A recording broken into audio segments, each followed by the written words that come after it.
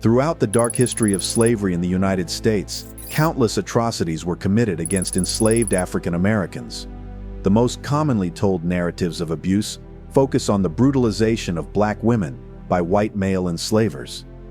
Far less discussed, however, is the untold chapter of abuse suffered by black men at the hands of white women. In plantation houses and fields across the South, enslaved black men endured physical torture, psychological torment, and sexual exploitation inflicted by mistresses and female slaveholders. These stories have often been shrouded in silence, hidden by the taboos of the 19th century, and overshadowed by prevailing historical narratives, but they demand to be heard. This video seeks to illuminate those buried truths. With a tone of somber compassion and deep respect, we will explore documented cases and testimonies that reveal how some white women wielded power over enslaved men with shocking cruelty. Let us now uncover this hidden history with honesty and reverence, shedding light on the untold abuse of black male slaves by white women. The image of the brutal slaveholder in popular imagination has long been male. Yet in reality, white women in slaveholding America were deeply embedded in the system of slavery and often exercised as much control and cruelty as men. They were not merely genteel bystanders. Many were active enslavers themselves. By the mid-19th century, it was common for Southern women to own slaves in their own right. White women could inherit enslaved people from parents or receive them as gifts even in childhood. In fact, historical records show young white girls being given enslaved children as personal property, sometimes when they were only infants themselves. These girls grew up knowing that ownership of black lives was their birthright. By adulthood, they understood that slavery bolstered their status and economic security. Recent research has revealed that a significant proportion of slaveholders were women, roughly 40% of slave owners in certain data sets. In other words, hundreds of thousands of enslaved people were legally the property of a mistress rather than a master. White women were thus a formidable presence in the slave economy, from smaller households to sprawling plantations. Laws of the period, such as the doctrine of coverture, technically subordinated a married woman's property to her husband, but many slaveholding women found ways to retain and exercise independent control over their slaves. Some managed separate estates or insisted on clauses in marriage contracts to keep ownership of enslaved people. Especially in the absence or death of husbands, women often became the sole authority over plantations. Historical accounts describe widows and wives capably managing plantations, with dozens or even hundreds of enslaved laborers. Far from being uncomfortable with this role, many embraced it. Owning slaves provided these women a rare avenue to wield power in a society that otherwise limited female autonomy. One Southern diarist observed that a plantation mistress might have little political voice in public, but on her domain she was a queen, holding the power of life and death over those she enslaved. Crucially, white women slaveholders were every bit as invested in the institution's violence as their male counterparts. The system of slavery demanded constant domination, and mistresses were active enforcers. As historian Stephanie Jones Rogers has noted, white women profiteered from slavery and could be as brutal as men in their management techniques. Enslaved people knew this all too well. In the Federal Writers Project interviews of the 1930s, many formerly enslaved individuals specifically recalled the harsh treatment they received at the hands of slaveholding women. These memories confirm that the gentle Southern lady is largely a myth. In reality, plantation mistresses carried whips, commanded slave patrols, and ordered brutal punishments. They bought and sold human beings for profit. They fought in courts to defend their property rights in slaves. In one documented instance, a Southern woman kept her slaves in near starvation and imposed inventive cruelties, such as sadistic games of entrapment and punishment, to assert her dominance. Such stories dispel any idea that white women's involvement in slavery was more benign. A notorious example that underscores women's capacity for brutality is the case of Madame Delphine LaLaurie of New Orleans. LaLaurie was a high society woman, wealthy, married, and outwardly respectable. But behind closed doors, she inflicted horrors upon the black people she enslaved. In 1834, a fire at her mansion led to a gruesome discovery. Enslaved men and women found in her attic, starved, mutilated, and chained in agonizing positions. Community members were shocked to learn that a woman of her status had been torturing and even killing her slaves for years. A mob stormed the house in outrage when the extent of her abuses came to light. Madame LaLaurie fled the city to escape legal consequences, but her legacy as a slave mistress of exceptional cruelty was cemented. It's important to note that while LaLaurie's sadism was extreme, it was not an isolated aberration. Lesser-known white women also committed terrible abuses, though most were never punished or exposed. LaLaurie's case became infamous precisely because it pierced the veil of silence that usually surrounded white women's violence. White women in the slaveholding South understood that maintaining slavery required fear and force. Many actively participated in that culture of violence. They ordered whippings of field hands, disciplined domestic slaves with beatings or deprivation, and devised punishments to deter any dissent. At times, they even competed with men in displays of dominance, as if to prove their own authority was not to be underestimated. Observers during the era sometimes commented, with surprise or uneasy admiration, that the lady of the house could be as ruthless as any overseer. The enslaved themselves often learned that crossing the mistress could be as dangerous as angering the master. To be sure, not every white woman slaveholder was physically cruel. Some prided themselves on a relatively benevolent demeanor. But even these women upheld the system's fundamental inhumanity and could quickly resort to brutality when it suited them. Enslaved people lived with the knowledge that kindness from an owner could turn to fury in an instant. A slave might one day be nursing the mistress's baby or dressing her hair, and the next day be stripped and flogged on her command. The power imbalance was absolute. By understanding that white women often possessed and exercised such power, we set the context for the specific abuses inflicted on black men. These women had the authority to control every aspect of an enslaved man's life: his labor, his movement, his body. And disturbingly, some chose to exploit that power in ways that were deeply personal and dehumanizing. While the master's whip is often the symbol of slavery's violence, many enslaved men suffered under the hands of white mistresses who ruled their households with equal cruelty. When white women held authority over black male slaves, especially those assigned to domestic service or yard work, they often imposed discipline that went beyond harshness into calculated torment. Their methods were not only physical, but laced with humiliation, fear, and a desire to break the man's spirit. One of the most vivid accounts of this kind of abuse comes from Moses Roper. In his narrative, he recalls being stripped naked and flogged by the wife of his enslaver when he was just a young teenager. The woman took it upon herself to administer beatings in the home, binding his arms and striking him with a whip until his skin was torn open. Roper was still a child, but the beatings came with an intensity and malice that shocked even him. His repeated attempts to escape were driven not only by the cruelty of the master, but by the severe punishments inflicted by the mistress. Her authority within the household gave her near total power, and she used it without restraint. Accounts like Roper's appear throughout the historical record. In one abolitionist report, a witness described a white woman who had enslaved men tied to a post with weights on their feet so they couldn't flinch. She then whipped them until they fainted. The image of a white woman dressed in the attire of a genteel lady, lashing the back of a bound black man until he collapsed, contradicts every myth about Southern femininity. These were not passive enablers of cruelty.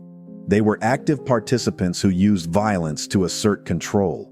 Physical abuse was often accompanied by psychological tactics. Enslaved men were forced into degrading positions before punishment.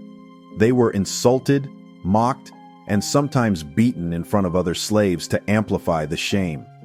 One woman chose to whip her slaves with branches from stinging nettle plants.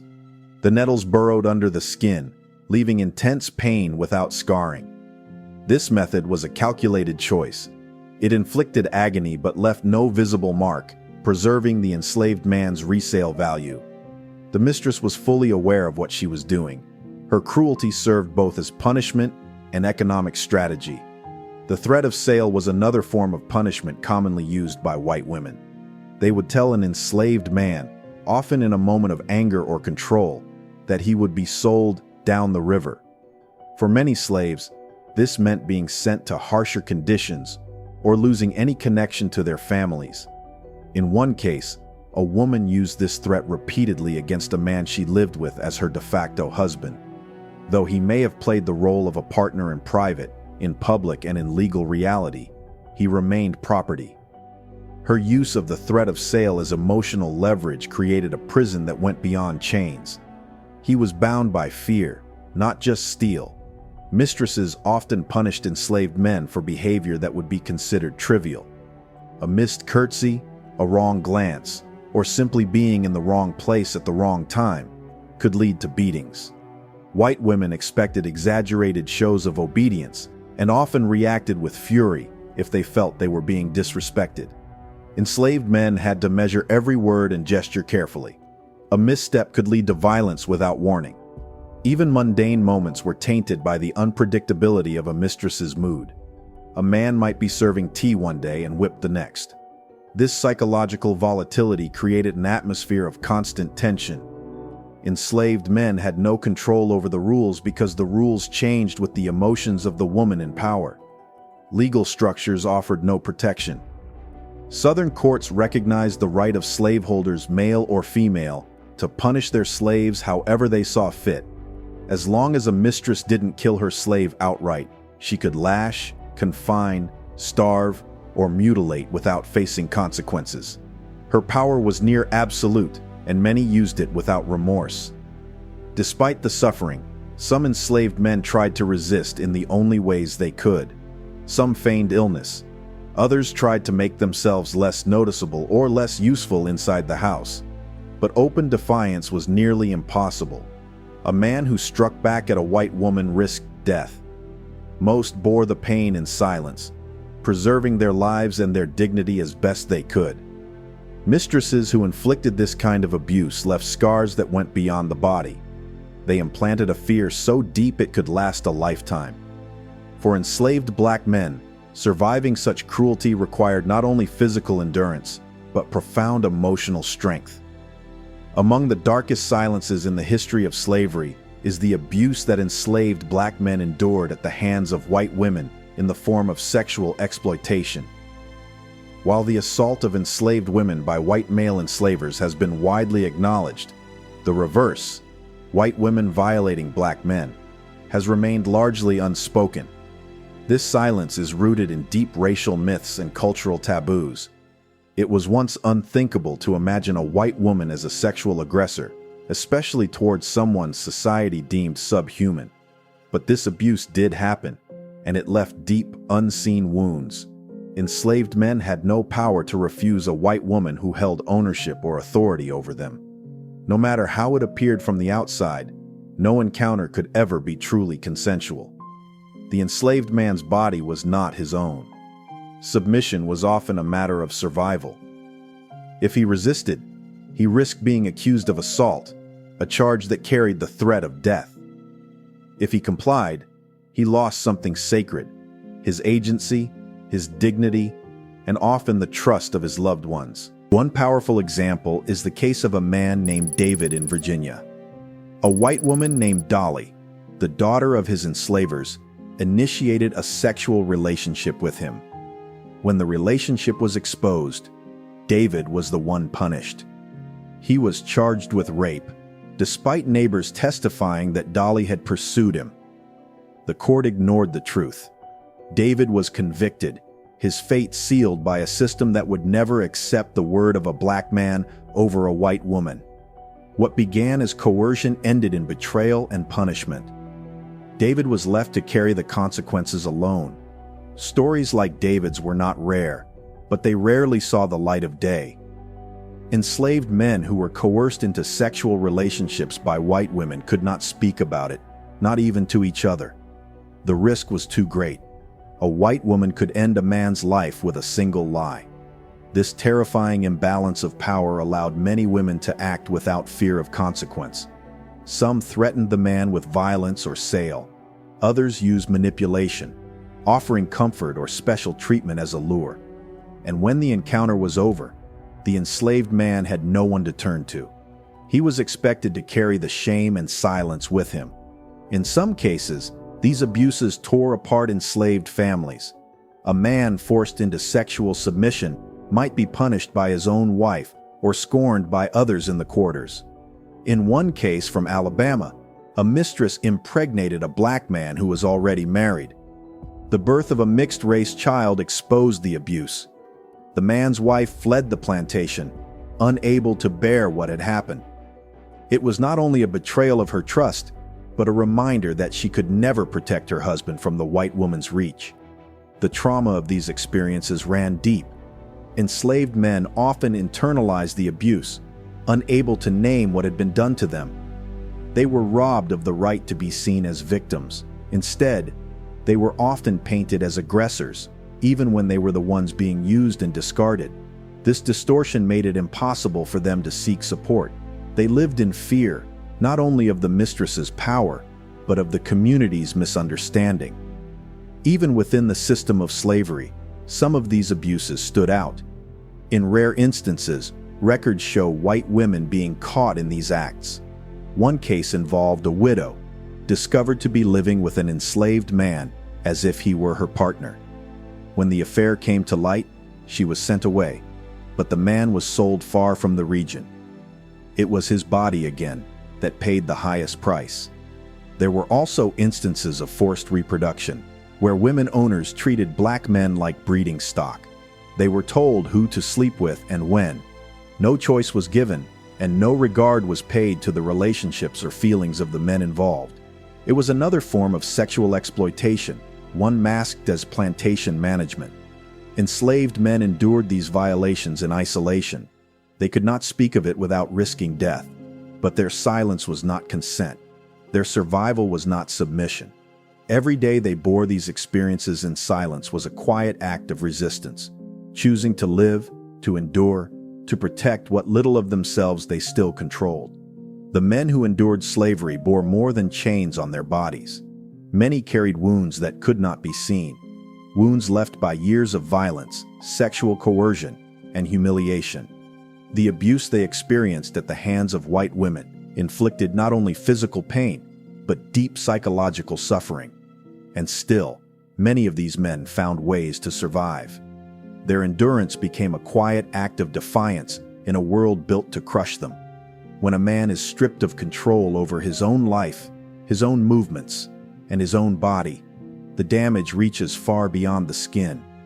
Being whipped by a woman who could sell you with a word made survival feel like an ongoing calculation.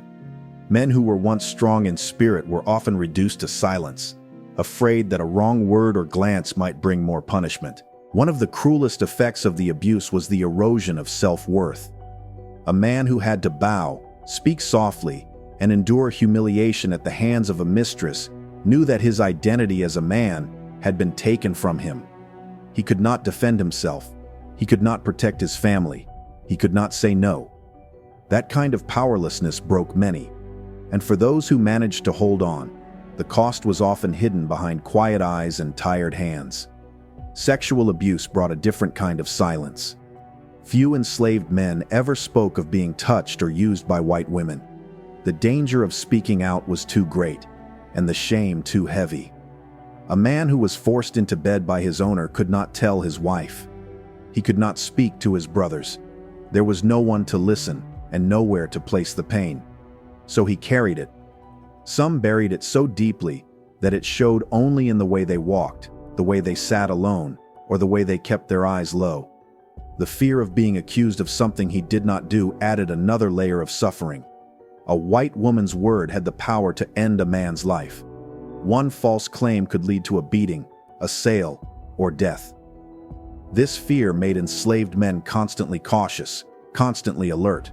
The toll of living under such pressure day after day left marks that no one could see. Some men tried to escape these burdens by withdrawing. They worked in silence. They avoided attention. They followed every order, not out of loyalty, but out of fear.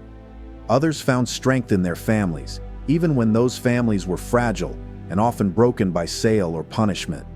A father might sing to his child at night, hiding his own hurt in the sound of his voice.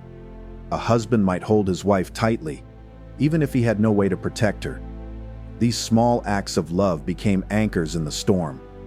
Religion also gave many men a way to survive. In the prayers whispered under trees and in the songs sung late into the night, enslaved people found comfort. The idea that God saw their suffering helped them believe that they were more than what the world said they were. They were not beasts. They were not property. They were human beings, beloved and strong, even when no one else believed it. Some men resisted in quiet ways. They slowed their steps. They feigned illness. They became clumsy on purpose to be reassigned away from the big house. A few even tried to run. Though many were caught, each attempt was a cry for freedom. Even when they failed, they proved that the spirit could not always be tamed. The psychological pain of slavery was not always visible. It showed in broken families, in silence between loved ones, in the way a man sat alone for hours after dark. These men had learned to mask their grief, to bury their rage, and to carry on because they had no choice. But they never forgot. The pain was never erased. After slavery ended, many formerly enslaved men carried their scars into freedom. Some never spoke of what they had endured.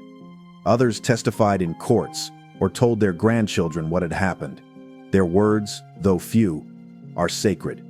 They remind us that survival itself was a kind of resistance. Now, we will look beyond the United States. We will examine how this same pattern of abuse appeared in other parts of the world, and we will reflect on why remembering these men and what they suffered matters so deeply today. The abuse of enslaved black men by white women was not limited to the American South. Across the Caribbean and Latin America, similar patterns emerged. Plantation systems in places like Jamaica, Cuba, and Brazil were built on the same foundation of racial control and economic exploitation. And in those places, white women also held power over enslaved people. That power was sometimes used with cruelty, and black men often suffered in silence, just as they did in the United States.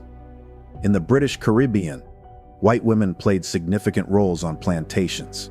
Though they were fewer in number than men, many inherited estates or managed enslaved people directly. Some became infamous in their own time for the violence they inflicted. In Barbados, locals spoke of a white woman so feared by her slaves that her name was whispered with dread. Accounts from the time describe women who personally ordered beatings and took pleasure in punishment. These were not isolated cases. Enslaved people remembered the mistress as someone capable of great harm. One of the most widely known voices from this region is Mary Prince, a woman enslaved in Bermuda and later Antigua.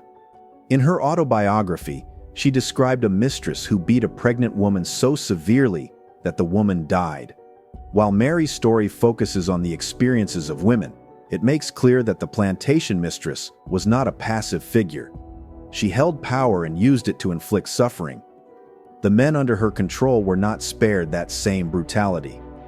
Though few male voices survive from the Caribbean, the echoes of their pain are there, in the punishments, the silence, and the fear that shaped every day of their lives.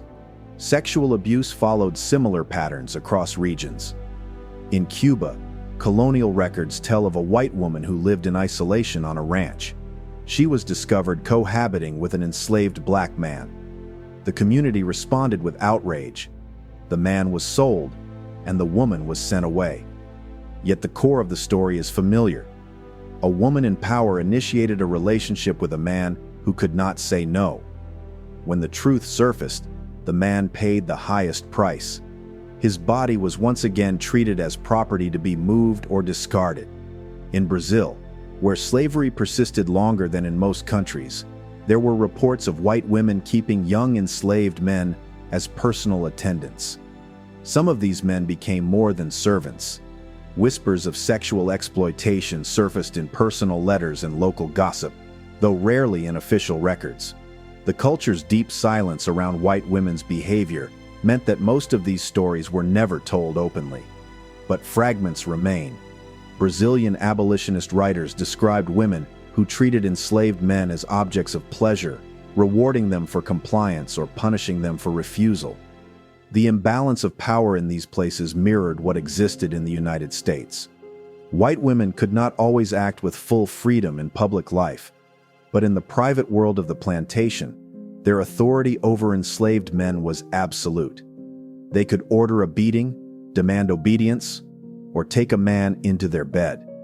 If anyone questioned their actions, they could deny everything and be believed. The man, no matter his truth, could not defend himself. These patterns reveal that the abuse of black men by white women was not the result of individual cruelty alone. It was a product of the system. Slavery granted white people total control over black lives. That power could be used with mercy, indifference, or malice. Many white women chose the latter, and the men they hurt were left without a voice. After slavery ended, the silence continued. In the United States and across the Americas, stories of abuse by white women were buried under myths of innocence. White womanhood was painted as delicate and virtuous. The idea that these women could be violent or predatory did not fit the image society wanted to preserve, so the victims were forgotten. Today, breaking that silence matters. These men deserve more than pity. They deserve remembrance. They lived through betrayal, terror, and violation, and they carried the weight of that pain without the right to speak it aloud.